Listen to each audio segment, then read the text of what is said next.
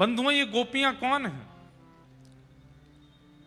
त्रेता युग में प्रभु श्री राम जब दंडक वन से निकले तो उसी वन के समस्त संत वृंद जिनको दर्शन नहीं हो पाए राम जी के, वो सब व्याकुल स्थिति में बैठे हनुमान जी का स्मरण करने लगे। हे हनुमान जी महाराज, आप हमें राम जी का दर्शन कराओ। सब लोग ध्यान से सुनिएगा। रावण वध के पश्चात हनुमान जी ने राम जी से निवेदन किया, भगवान अब आप मुक्त हो गए, अब सब कार्य हो गए, कृपा करके अब दंडक वन चलिए, वहां पर संतों को दर्शन दे दीजिए। बहुत असंख्य संत आपके दर्शनों की अभिलाषा में रो रहे हैं। राम जी बोले, हनुमान एक बहुत विशेष कार्य है। बोले क्या? 14 वर्ष पूर्ण होते ही मुझे अयोध्या पहुंचना है, नहीं तो भरतलाल जीवित नहीं मिलेंगे।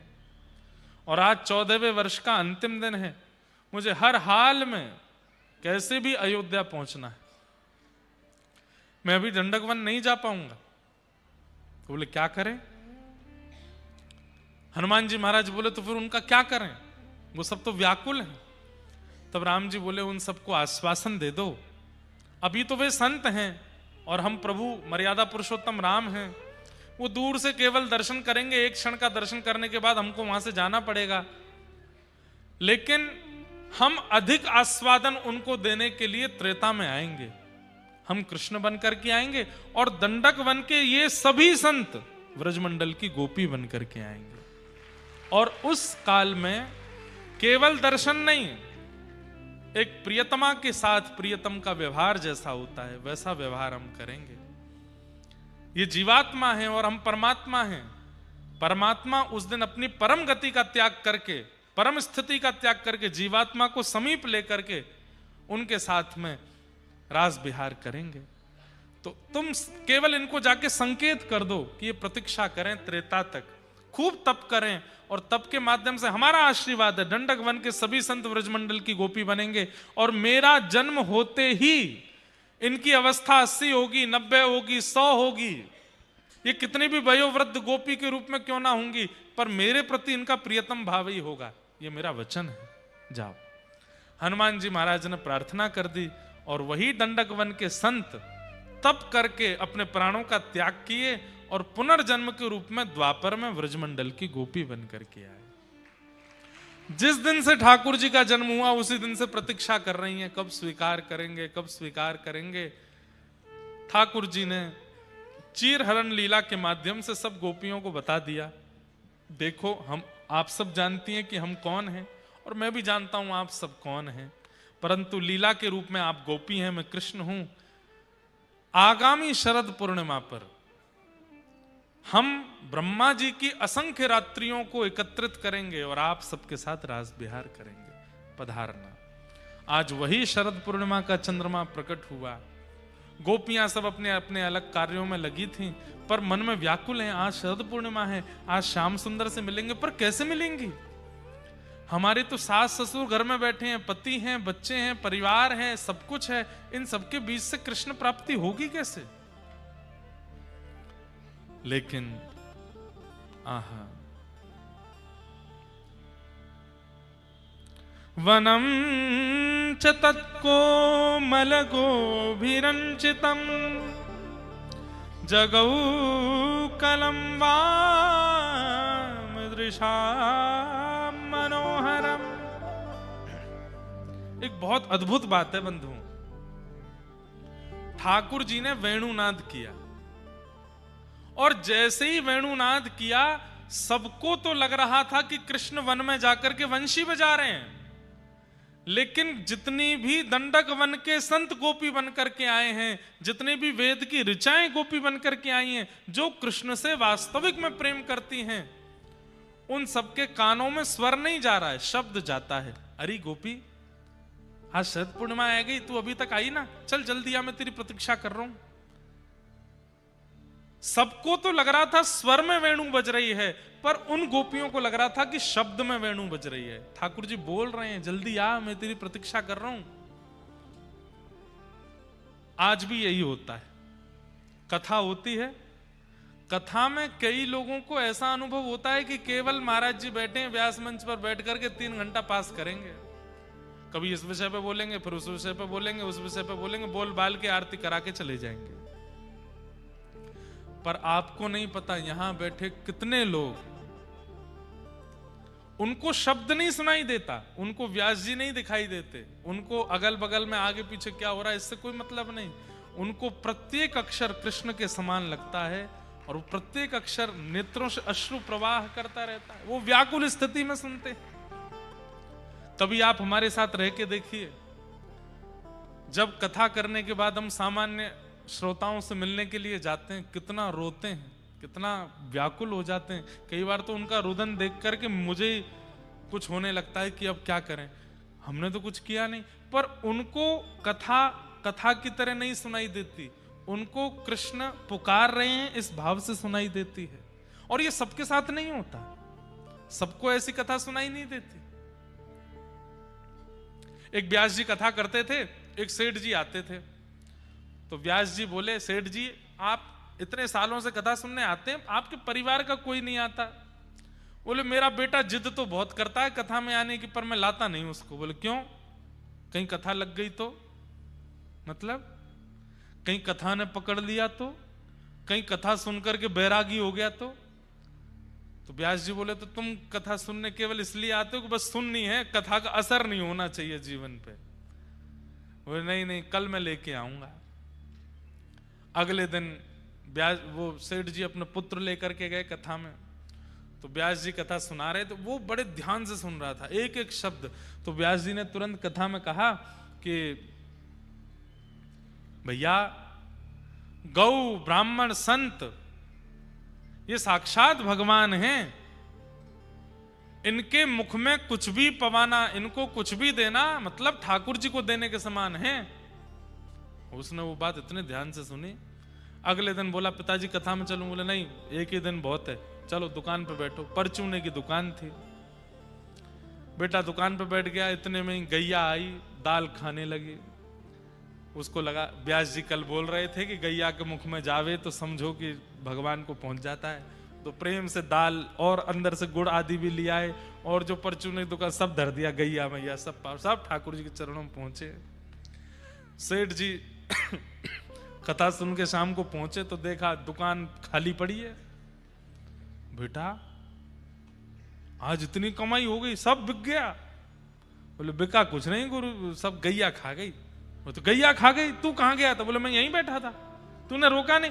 कल व्यास जी बोले थे ना कि गैया का मुख जो है वो तो भगवान का मुख है, उसमें सब दे देना चाहिए। मैं तो सब पवा दिया उसको, इसीलिए नहीं लेके जा रहा था तुझको कथा में, कहीं कथा लग नहीं जाए। तो कई लोग आते हैं कथा में, पर उनको कथा लगती नहीं है, वो बस सुनाए, सुन के बस चले गए, फिर दोबारा उसी स्थिति में ही रहते हैं। पर जिनको कथा लग रही है, और लगने का मतलब ये होता है कि कही गई बात पालन कर रहे हैं, वो भी एक विषय होता है। 3-4 प्रकार के श्रोता होते हैं, पर एक श्रोता ऐसे होते हैं उनको हर शब्द कृष्ण के समान लगता है, और वो श्रोता हैं जिनको ठाकुर जी चुने हुए हैं। जैसे गोपियों के लिए वंशी बजाई ठाकुर जी ने, ऐसे ही वक्ता रूपी वंशी बैठ जाती है व्यासपीठ पर, ठाकुर जी बजाते हैं। बाकी सबको तो लगता है कि व्यास जी बोल रहे हैं, पर कुछ लोगों को लगता है कि नहीं, श्री कृष्ण हमें बुला रहे हैं, इनकी वाणी के माध्यम से हमें आज्ञा दे रहे हैं, इनके वचनों के द्वारा हमको कुछ कहना चाह रहे हैं ठाकुर जी। और उसी भाव को सुनकर के गोपियां तुरंत दौड़ी, कृष्ण बुला रहे हैं। असंख्य गोपियां व्रजमंडल में पहुंच गईं, और जहां ठाकुर जी वंशी बजा रहे शरद ऋतु के नीचे। अच्छा, इतनी गोपियां गईं, उनके घर वालों ने रोका नहीं। कहते हैं योग मायाम उपाश्रित, योग माया वैष्णो देवी, जितनी गोपियां ठाकुर जी के साथ रास में गईं, उतने रूप योग माया ने धारण कर लिए, और वो सब घर में रहने लगी। तो सबको लग रहा था कि हमारी बहू, हमारी मैया तो घर में ही हैं, पर वास्तविकता में वो योग माया थी। मूल गोपी तो रास में थी ठाकुर जी के पास। योग मायाम उपाश्रित, भगवान के पास रास में गोपियां पहुंच गईं। ठाकुर जी ने स्वागत करके 10 श्लोकों में कहा क्यों आई हो? अरे स्त्री को परपुरुष की ओर नहीं देखना चाहिए, ऐसा नहीं करना चाहिए, अपने सास ससुर को छोड़ करके और अपने पति को छोड़ करके, बच्चों को छोड़ के तुम यहां परपुरुष से मिलने अर्धरात्रि में आ गई, इसका कितना जघन्य पाप लगेगा तुमको। गोपियों की परीक्षा लेने लगे। गोपियों ने 11 श्लोकों में उत्तर दिया और श्लोक के उत्तर में एक बात बहुत सुंदर गोपियां कहती हैं, बोले नाथ एक बात बताओ। बोले क्या? पति परदेश गया, पत्नी ने कहा मैं कैसे रहूंगी आपके बिना, तो पति ने अपनी जैसी मूर्ति दे दी पत्नी को, जब तक मैं विदेश से ना हूं इस मूर्ति को ही तुम मेरा स्वरूप मानो और अपने पतिव्रता धर्म का पालन करो। उस समय फोन तो होते नहीं थे, बात हो जाए, वीडियो कॉल हो जाए, दिख जाए कहां हैं परमेश्वर महाराज। उस समय इतनी व्यवस्थाएं तो नहीं थी, तो ऐसे ही होता था, जब पति बहुत लंबी यात्रा पर जाते तो अपनी मूर्ति बनवा के दे जाते पत्नी को, बोले ये मैं ही हूं, जो भी तुमको आज्ञा लेनी हो इनसे ले लेना, जो तुमको बात करनी हो भोग इन्हीं को पवा देना, पा लेना, ऐसे होता था। पतिव्रता नारियां होती थी। तो गोपियां बोली कि पति अपनी मूर्ति देकर के गया पत्नी को विदेश, 5 वर्षों तक लौट करके नहीं आया। 5 वर्ष तक पत्नी उस मूर्ति की सेवा करती रही और 5 वर्ष बाद जब वो पति आया तो द्वार खटखटा रहा है, खोलो, लेकिन पत्नी तो मूर्ति वाले पति के साथ। अब बताओ उस पत्नी को क्या करना चाहिए? ठाकुर जी बोले इसमें तो पूछने वाली बात ही नहीं है, जब पति द्वार पर आ गया तो फिर तुरंत द्वार खोलना चाहिए, मूर्ति वाले पति को किनारे बैठाना चाहिए। गोपियां बोली आप जगत पति हो और हमें मूर्ति वाले पति दे दे करके चले गए हो हमसे दूर। आपकी आराधना करके, ध्यान करके, सर्वस्व करके आपको प्राप्त करना चाहा, लेकिन आप नहीं आए, वर्षों तक नहीं आए, जन्मों तक नहीं आए। अनेक जन्मों में हमारे मूर्ति वाले पति बदलते ही गए, बदलते ही गए, बदलते ही गए। अब जाकर के असली पति सामने आया है और हम सब छोड़ के अगर उसके सामने आ गई हैं तो हमने क्या अपराध किया? पति का मतलब यहां पर कोई स्त्री विशेष कोई संबोधन नहीं हो रहा है। पतियों के लिए पत्नी श्री कृष्ण है। जितने यहां पर भाई लोग बैठे हैं उनकी मूर्ति वाली पत्नी है। वास्तविक पत्नी और पति का मतलब क्या होता है? रक्षक, जीवन धारक, वो तो ठाकुर जी ही है ना हमारे। तो जब तक ठाकुर जी नहीं मिल रहे तब तक यही सहायक हैं। जिस दिन ठाकुर जी मिल जाएंगे उस दिन कोई किसी की आवश्यकता नहीं, ठाकुर जी ही मिल जाएंगे, ठाकुर जी के ही हो जाओगे। गोपियां कह रही हैं जब आप वास्तविक हमारे सामने खड़े हो तो हम अन्य किसी के पास क्यों जाएं? अब आप हमें स्वीकार करो। भगवान के पास कोई उत्तर ना बचा देने के लिए तो गोपियों से कहे चलो हम रास करेंगे।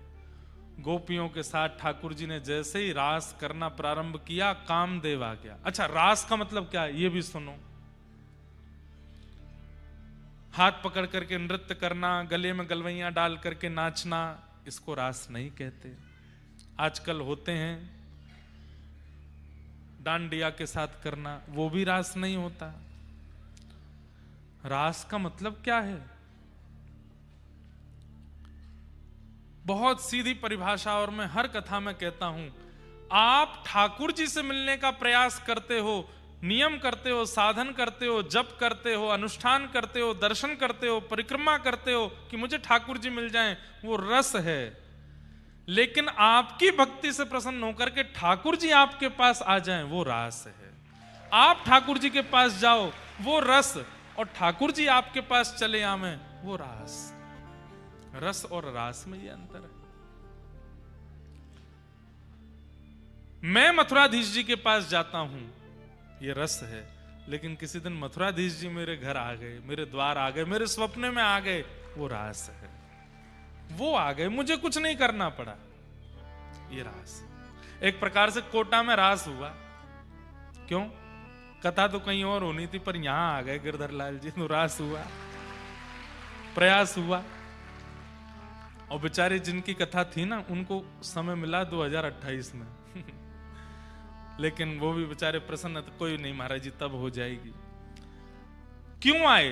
अब हम भले ही कहते हैं उनकी वजह से आए, इनकी वजह से आए, इनके कहने से आए, इनकी वजह से आए, नहीं।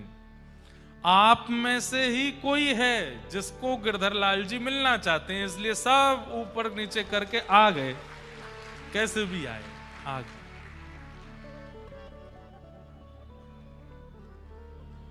कितनी बार ऐसा होता है। एक जगह मेरी कथा थी, तो जो कथा करा रहे थे उन्होंने मुझसे कहा, महाराज जी हमने 5 स्टार होटल में व्यवस्था रखी है। मैंने कहा भैया कथाओं में मैं होटल में नहीं रुकता, क्योंकि उसमें सब बनता है और लाल जी साथ में रहते हैं।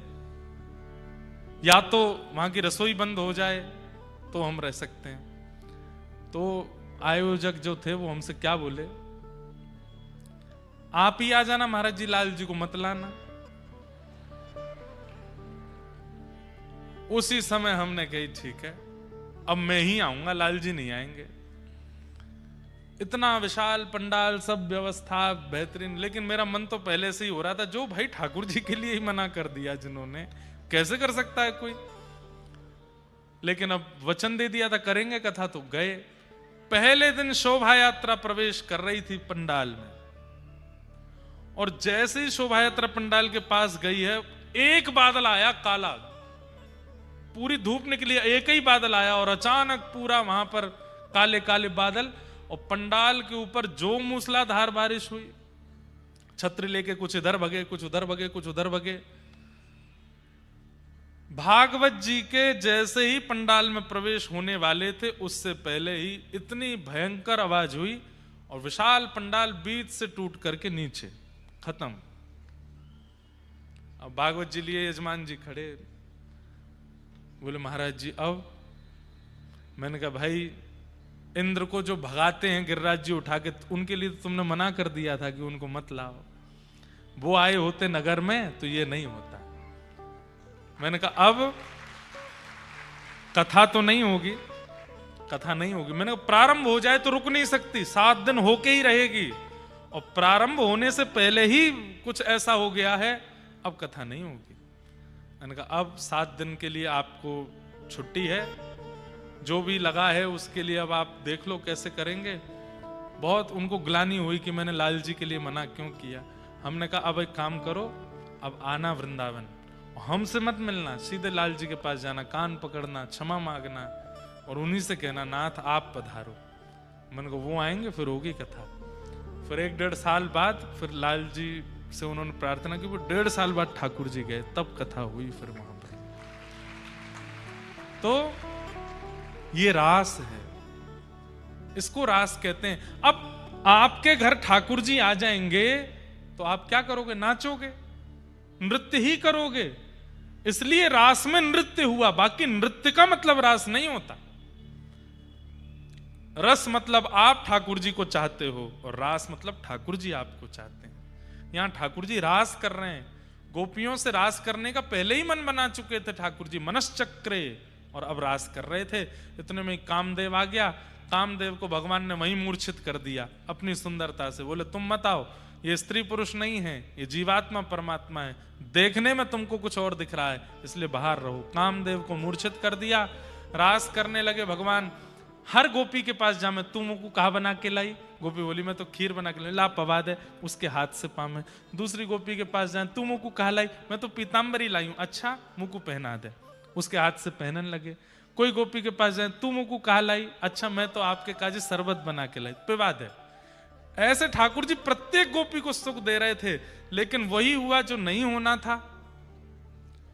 इतना सामिप्य ठाकुर जी का मिला कि गोपियों को मान हो गया, हम बड़ी सुंदर हैं, हम बड़ी श्रेष्ठ हैं, हम देवी देवताओं से भी ज्यादा श्रेष्ठ हैं जो ठाकुर जी हमारे साथ ऐसी लीला कर रहे हैं। ठाकुर जी बोले ये मान मुझे प्रिय नहीं है।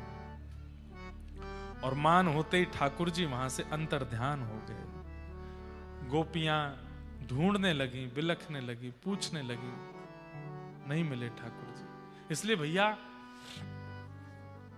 मुझे लगता है कि ठाकुर जी क्यों नहीं मिलते, क्योंकि ठाकुर जी को यह पता है कि अभी इसके चित्त में मान आ जाएगा मेरे आते ही। अरे हमारे घर कोई विशिष्ट संत आ जाए तो हमको मान हो जाता है। हमारे घर आए, हम कथा करा लेते हैं तो मान आ जाता। हमने कथा कराई, हम कुछ बड़ा काम करते हैं तो माना, अब स्वयं मथुराधीश चल करके आ जाएंगे, मान नहीं होगा हमको, तुरंत मान हो जाएगा।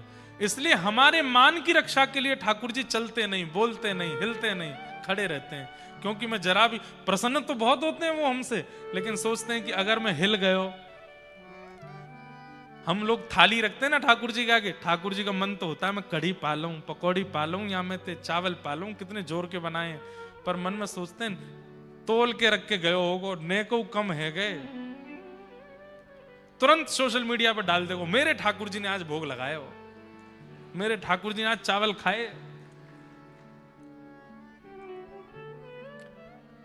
ये मान ना आ जाए, इसलिए ठाकुर जी मूर्तिमंत होके खड़े रहते हैं, हिलते भी नहीं।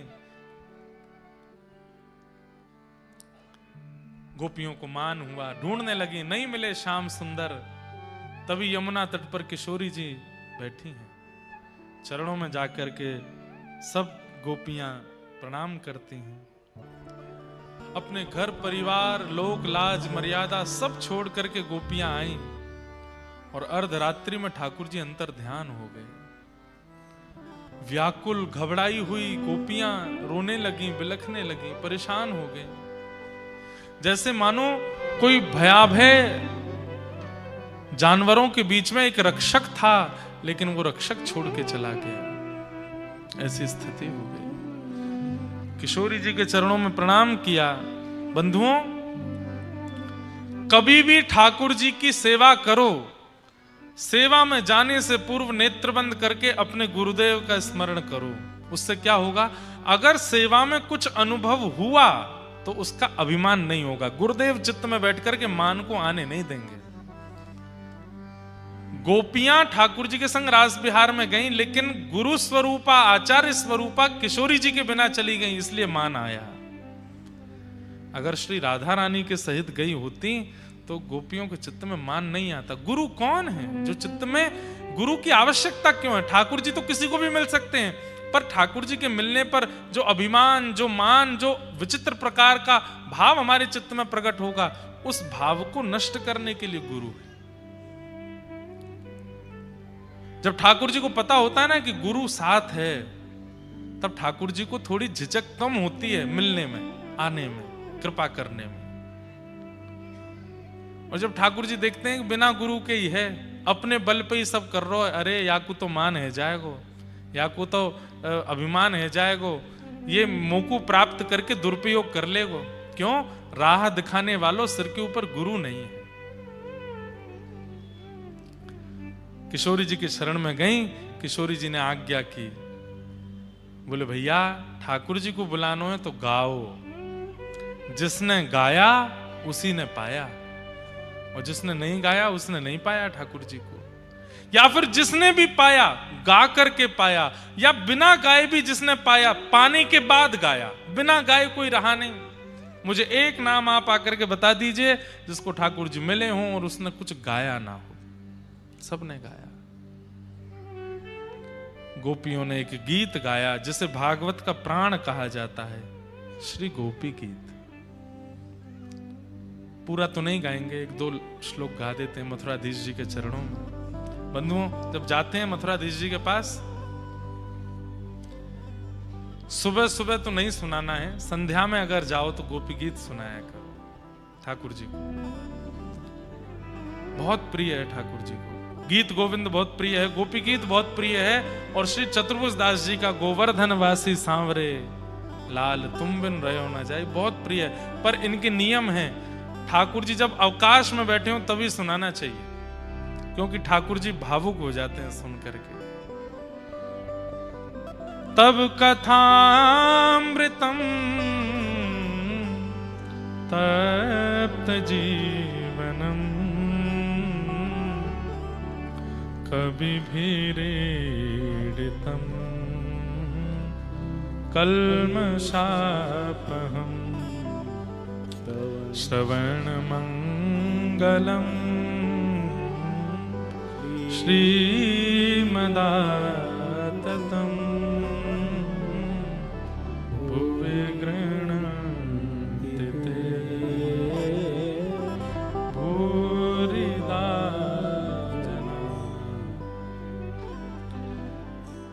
जयति तेऽधिकं जन्मना व्रजः श्रयतन्दिरा सस्वदत्रे। गोपियों ने गोपी गीत गाया और गोपी गीत के विश्राम में जैसे ही गोपियों ने भावुक हृदय से रुरुदुस्वरम राजन कृष्ण दर्शन लालसा, कृष्ण दर्शन लालसा में गोपियां रोने लगी। तासामाविर्भूत सौरी स्मयमाय मुखाम्बुज पीताम्बर धृष्ट रघवी साक्षान मनमथ मनमथ। तुरंत ठाकुर जी उन गोपियों के मध्य में प्रकट हो गए। बंधुओं, अश्रु नहीं देख पाते अपने भक्तों के नेत्रों में ठाकुर जी, अश्रु नहीं देख पाते। कोई भाव निमग्न होकर के जब रोता है तो ठाकुर जी को बहुत पीड़ा होती है। पूज्य मुरारी बापू अपनी कथा में एक बात कह रहे थे कि अगर कोई कृष्ण विरह में रो रहा है तो समझो कृष्ण उसको छू रहे हैं, इसलिए रो रहा है, वो स्पर्श कर रहे हैं। ठाकुर जी के विरह में नेत्रों से अश्रु नहीं आते, अच्छे अच्छों को नहीं आते, पर कृष्ण विरह में अश्रु आ जाए तो समझो कृष्ण छू रहे हैं, पास ही हैं। गोपियों ने गोपी गीत गाया, ठाकुर जी पुनः प्रकट हो गए, खाते हुए प्रकट हुए। स्मयमाय मुखाम्बुज, मुंह पहुंच के आए तो गोपियां बोली हम यहां रो रही हैं, आप कुछ खाने गए थे? ठाकुर जी बोले हाँ, क्या खा रहे थे? आप सबके चित्त के मान को खा रहा था। और मानी व्यक्ति का लक्षण है वो रोता नहीं है, अभिमानी व्यक्ति के नेत्रों में अश्रु नहीं आते, जो मान रहित होता है उसी को रोना आता है। तो गोपियों ने जब रोना शुरू किया तो ठाकुर जी बोले अब मान खत्म हो गया इनके चित्त से, पुनः प्रकट हो गए। गोपियां बोली अब हम आपको जाने नहीं देंगे, पकड़ लिया ठाकुर जी को। तो ठाकुर जी ने फिर जितनी गोपी थी उतने रूप धारण कर लिए और अब महारास हुआ। पहले एक कृष्ण असंख्य गोपी और अब जितनी गोपी उतने कृष्ण, अब महारास हुआ।